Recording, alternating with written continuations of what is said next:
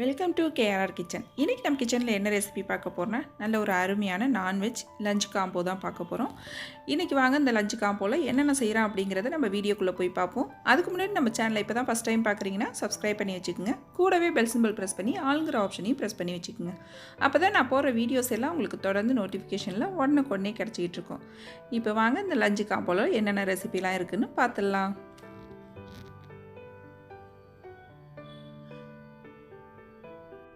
இப்போ first chicken 65 செய்கிறதுக்கு நம்ம மசாலா போட்டு பெசரி வச்சுருவோம். அதுக்கு வந்து 1/2 கிலோ சிக்கன் போன்லெஸ் சிக்கன் எடுத்திருக்கேன். இதில் ஒரு 1/2 மூடி லெமன் ஊற்றிக்குங்க. லெமன் ஊற்றினதுக்கப்புறம் ஒரு 1/4 டீஸ்பூன் மஞ்சத்தூள், 1 டீஸ்பூன் தனி மிளகாய்த்தூள், ஒரு 1/2 டீஸ்பூன் ஜீரகத்தூள், 1/2 டீஸ்பூன் சோம்புத்தூள், 1 டீஸ்பூன் மல்லித்தூள் சேர்த்துக்குங்க. அப்புறம் ஒரு 1/2 டீஸ்பூன் அளவுக்கு கரம் மசாலா சேர்த்துக்குவோம். 2 டேபிள் ஸ்பூன் அரிசி மாவு, 2 டேபிள் ஸ்பூன் சோள மாவு, 2 டேபிள் ஸ்பூன் மைதா மாவு சேர்த்துக்குங்க. இப்போ எல்லாம் சேர்த்தாச்சு. கடைசியாக இதுக்கு தேவையான அளவு உப்பு சேர்த்துக்குவோம். நல்லா எல்லாத்தையும் ஒரு தடவை ஒத்தாப்பில் ஒன்று கலந்து விட்டுக்குவோம். ஒன்று கலந்ததுக்கப்புறம் இதில் ஒரு 1 டீஸ்பூன் அளவுக்கு இஞ்சி பூண்டு சாந்து சேர்த்து இன்னுமே நல்லா ஒத்தாப்பில் ஒன்று கலந்து வச்சுருவோம்.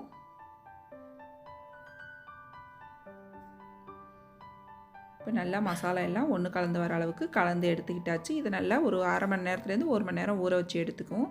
அடுத்து இன்றைக்கி காடை வறுவல் செய்ய போகிறேன். அதுக்கு வந்து நம்ம மசாலா பெரட்டி நல்லா ஒரு 1 மணி நேரம் ஊற வச்சு ஃப்ரை பண்ணோம் அப்படின்னாக்கா நல்லாயிருக்கும். அதுக்கு நான் ஒரு 3 காடை எடுத்து நல்லா க்ளீன் பண்ணி வச்சுருக்கேன். அது கூட 1 டீஸ்பூன் தனி மிளகாத்தூள், 1/2 டீஸ்பூன் சோம்புத்தூள், அப்புறம் 1/4 டீஸ்பூன் மஞ்சத்தூள், 1 டீஸ்பூன் தனியாத்தூள், 1/2 டீஸ்பூன் கரம் மசாலா தூள், 1 டீஸ்பூன் இஞ்சி பூண்டு சாந்து, தேவையான அளவு உப்பு சேர்த்துக்குவோம்.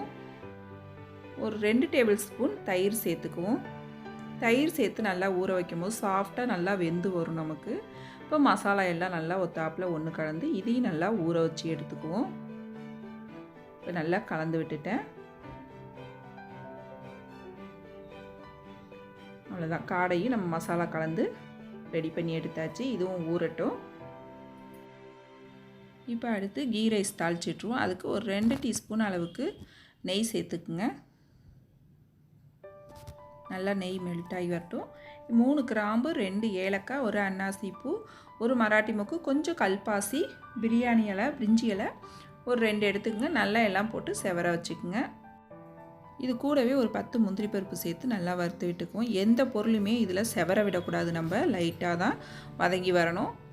இப்போ முந்திரி பருப்பு சேர்த்ததுக்கப்புறம் நல்ல ஒரு பெரிய சைஸில் உள்ள பெரிய வெங்காயம் நீள் வாக்கில் வெட்டி சேர்த்துக்கிறேன். 2 பச்சை மிளகாயும் சேர்த்து நல்லா வதங்கி வரட்டும். செவரக்கூடாது, நல்லா கண்ணாடி பதத்துக்கு இது போல் நல்லா வதங்கி வரணும். இப்போ இது கூட ஒரு 1 டீஸ்பூன் அளவுக்கு இஞ்சி பூண்டு சாந்து சேர்த்துக்கிறேன். கொஞ்சமாக புதினாவும் கொத்தமல்லி தலையும் சேர்த்துக்குவோம். ஒரு தக்காளி பழம் நல்லா பெரிய பீஸாக வெட்டி சேர்த்துக்குவோம். இப்போ இது எல்லாத்தையும் நல்லா ஒத்தாப்பில் ஒரு 2 நிமிஷத்துக்கு ஒன்று கலந்து விட்டுக்குவோம். இப்போ இந்த அளவுக்கு வதங்கி வந்துச்சுன்னா போதும். நான் இந்த டம்ளரால் இன்றைக்கி 1 டம்ளர் அரிசி எடுத்திருக்கேன். அதுக்கு 1 டம்ளர் தேங்காய் பால் சேர்த்துக்கிறேன். இது கூடவே 1/2 டம்ளர் தண்ணி சேர்த்துக்குங்க. 1 டம்ளருக்கு 1.5 டம்ளர் கணக்கு தண்ணியோட அளவுன்னு பார்த்தீங்கன்னா, நான் அரிசியை நல்லா 1 டம்ளர் எடுத்து ஒரு 1/2 மணி நேரம் ஊற வச்சு வச்சுருக்கேன். பிரியாணி அரிசி தான் எடுத்திருக்கேன். இப்போ இது கூடவே அரிசி நல்லா தண்ணிலாம் வடிகட்டிட்டு சேர்த்துக்குவோம். சேர்த்ததுக்கப்புறம் இதுக்கு தேவையான அளவு உப்பையும் சேர்த்து நல்லா எல்லாத்தையும் ஒத்தாப்பில் ஒன்று கலந்து விட்டுக்குங்க. நல்லா இப்போ இது கொதி வரட்டும். ஒரு 5 நிமிஷத்துக்கு நல்லா அடுப்பத்தியை குறைச்சி வச்சு வேக வச்சிங்க அப்படின்னாக்கா நல்லா இது போல் திக்கான பதத்துக்கு வந்துடும். இப்போ ஒரு பாதி அளவு வெந்திருக்கு. இதுக்கப்புறம் நம்ம இதை தம் போட்டுடணும். இதுக்கு மேலே நம்ம தீயில் வேக வைக்கக்கூடாது, தம் போட்டு தான் வேக வைக்கணும். அப்போ தான் சாதம் நல்லா உதிரி உதிரியாக கிடைக்கும். ஏதாவது ஒரு பழைய தோசைக்கல் இருந்துச்சுன்னா அதை நல்லா ஹீட் பண்ணிக்கங்க. அது மேலே நம்மளோட சாதத்தை இது போல் எடுத்து தம் போட்டு விட்ருவோம். நல்லா ஒரு 10 நிமிஷம் இருந்துச்சுன்னா போதும், சாதம் நல்லா உதிரி உதிரியாக வெந்து வந்துடும். இப்போ நம்ம கிரேவி செஞ்சுருவோம். இன்றைக்கி கிரேவி வந்து நான் குக்கரில் தான் செய்ய போகிறேன். அதுக்கு குக்கரில் ஒரு 2 டேபிள் ஸ்பூன் நல்லெண்ணெய் சேர்த்துக்குங்க. அதில் ஒரு மராட்டி மொக்கு, கொஞ்சம் கல்பாசி, அன்னாசி பூ சின்னது, ஒரு சின்ன துண்டு பட்டை, பிரிஞ்சி இலை ஒன்று சேர்த்து நல்லா செவந்ததுக்கு அப்புறம் இது கூடவே 2 மீடியம் சைஸ் வெங்காயத்தை சின்ன சின்னதாக வெட்டி நல்லா வதங்கிட்டு இருக்கட்டும். இப்போ பாருங்கள், சாதமும் நல்லா வெந்து வந்துடுச்சு நமக்கு. இதில் கடைசியாக ஒரு 1/2 டீஸ்பூன் நெய் போட்டு நல்லா ஒத்தாப்பில் ஒரு தடவை ஒன்று கலந்து விட்டோம்னா நம்மளோட கீ ரைஸ் ரெடி ஆகிடும். சாதம் பாருங்கள் நல்லா உதிரி உதிரியாக வந்துருச்சு. இதுக்கப்புறம் நம்ம அடுப்பில் வைக்கக்கூடாது, அப்புறம் சாதம் உடைய ஆரம்பிச்சிடும். இதோடய நம்ம அடுப்பை ஆஃப் பண்ணி இறக்கிடலாம். இப்போ நம்மளோட கீ ரைஸ் ரெடி ஆகிடுச்சு. இது ஒரு மூடி போட்டு உரமாக எடுத்து வச்சுருவோம். வெங்காயமும் நல்லா வதங்கி வந்துருச்சு. வதங்கினதுக்கப்புறம் 1/2 டீஸ்பூன் இஞ்சி பூண்டு சாதம் சேர்த்து நல்லா வதக்கிக்கங்க. ஒரு 2 தக்காளி பழம் நல்லா பொடிசாக வெட்டி வச்சுக்கோங்க. அதையும் சேர்த்து நல்லா வதக்கி எடுத்துக்குவோம். இப்போ வெங்காயம் தக்காளி பழம் நல்லா வதங்கி வந்ததுக்கப்புறம் இதில் ஒரு 1/4 டீஸ்பூன் மஞ்சத்தூள், 1/2 டீஸ்பூன் தனி மிளகாய்த்தூள், 1 டீஸ்பூன் தனியாத்தூள், ஒரு 1/2 டீஸ்பூன் சோம்புத்தூள், 1/2 டீஸ்பூன் ஜீரகத்தூள், காஷ்மீரி சில்லி பவுடர் ஒரு 1/2 டீஸ்பூன், சிக்கன் மசாலா ஒரு 2 டீஸ்பூன் சேர்த்துக்குங்க. இது சிக்கன் கிரேவி நல்லாயிருக்கும் சிக்கன் மசாலா சேர்த்து நம்ம செய்யும் போது. இப்போ நல்லா எல்லா மசாலாவும் நல்லா ஒன்று கலந்ததுக்கப்புறம் நம்ம க்ளீன் பண்ணி வச்சுருக்க 1/2 கிலோ சிக்கனை இது கூடவே சேர்த்துக்கிறேன்.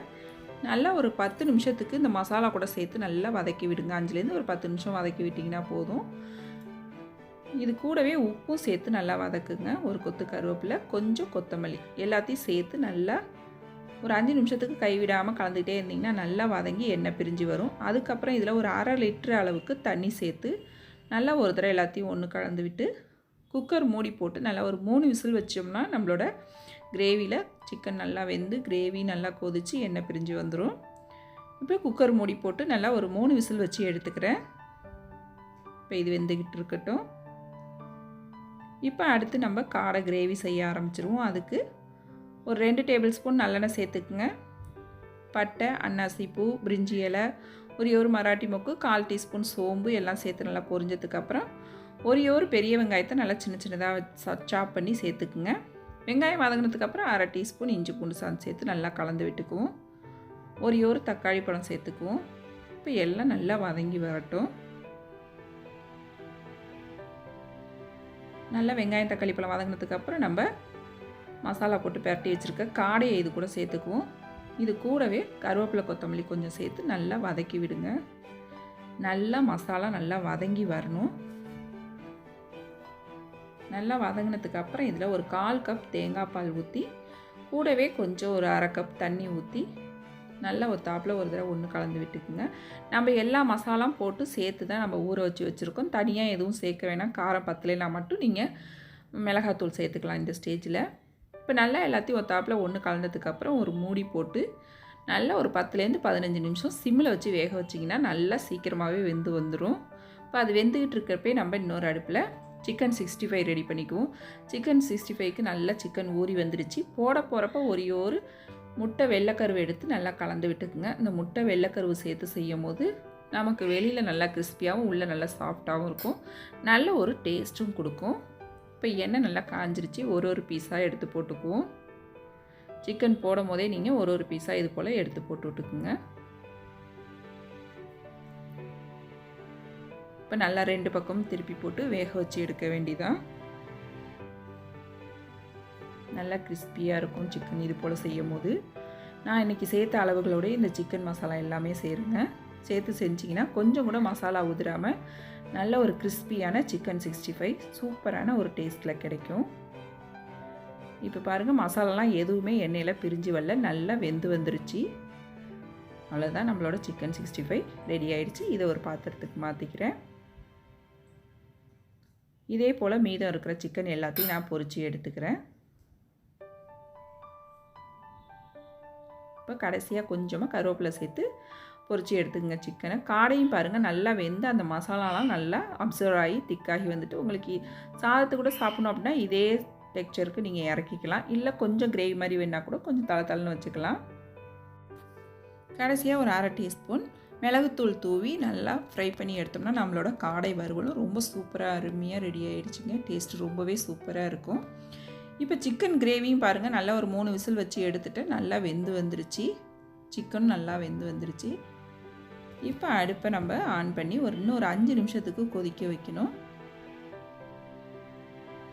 இப்போ அடுப்பை ஆன் பண்ணிவிட்டு இதில் இது கூடவே ஒரு 1/2 டீஸ்பூன் மிளகுத்தூள் சேர்த்துக்கிட்டு கொஞ்சமாக கொத்தமல்லி தழை தூவி நல்லா ஒரு 5 நிமிஷம் கொதிக்க வச்சிங்கன்னா போதும். நம்மளோட சிக்கன் கிரேவி ரொம்ப சூப்பராக ரெடி ஆகிடும்.